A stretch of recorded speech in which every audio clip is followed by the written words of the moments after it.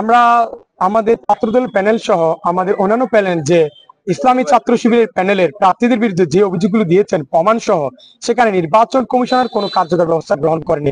আমরা দেখেছি একের পর এক তারা আমাদের নির্বাচনের আচরণবিধি লঙ্ঘন করছেন, যে প্রচারণার ক্ষেত্রে রঙিন ব্যালট পেপার তৈরি করার ক্ষেত্রে। সেক্ষেত্রে আমরা বারবার অভিযোগ দেওয়ার পরেও নির্বাচন কমিশনার যে কোনো কার্যকর ব্যবস্থা না নেওয়া, আমরা মনে করি নির্বাচন কমিশনার ইসলামী ছাত্র শিবিরের যে সমর্থিত প্যানেল তাদের প্রতি তাদের অনুগত প্রকাশ করছে।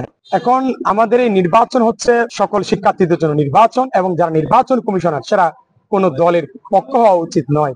সেখানে তারা যদি আপনি যেটা অভিযোগ করেছেন যে বিএনপি মনা, যারা যদি বিএনপি মনা হয়ে থাকে তাদেরও অবশ্যই জবাবদিহিতার আওতায় আসতে হবে। কেন তারা ইসলামী ছাত্র শিবিরের বিরুদ্ধে আমরা বারবার লিখিত অভিযোগ দেওয়ার পরও একের পর এক তারা আচরণবিধি লঙ্ঘন করার পরও কেন তারা তাদের বিরুদ্ধে কার্যকর ব্যবস্থা নিচ্ছে না? আমরা হচ্ছে চট্টগ্রাম বিশ্ববিদ্যালয়ের ছাত্রদল, আমরা জুলাই পূর্ববর্তী সময় এবং জুলাই পরবর্তী সময় আমাদের শিক্ষার্থীদের সকল মৌলিক সুযোগ সুবিধা নিশ্চিত করার জন্য আমরা তাদের পাশে ছিলাম, তাদের সকল সংকটে আমরা পাশে দাঁড়িয়েছি, এবং তাদের পাশে দাঁড়াতে গিয়ে আমরা জুলাই পূর্ববর্তী সময়ে আমরা বিভিন্ন মামলা হামলার শিকার হয়েছি। যেমন আমাকে 20 কোটি টাকার ভাঙচুর মামলার প্রধান আসামি করেছিল বিশ্ববিদ্যালয় প্রশাসন পক্ষ থেকে, যে আমি বিশ্ববিদ্যালয় প্রশাসনের অব্যবস্থাপনার প্রতিবাদ জানিয়েছিলাম যে আমাদের ভাই বোন যখন শাটলে আহত হয়।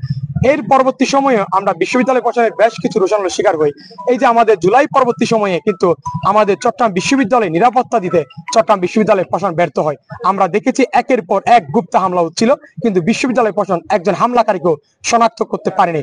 আমরা ছাত্রদল সেই ব্যাপারে আমরা সোচ্চার ছিলাম, এবং আমাদের আন্দোলনের মুখেই কিন্তু গুপ্ত হামলা বন্ধ হয়। এছাড়াও চারুকলা ইনস্টিটিউটকে মূল ক্যাম্পাসে ফিরিয়ে আনার যে আন্দোলন, সেখানে আমরা ছাত্রদল সামনের সারিতে থেকে ভূমিকা পালন করি।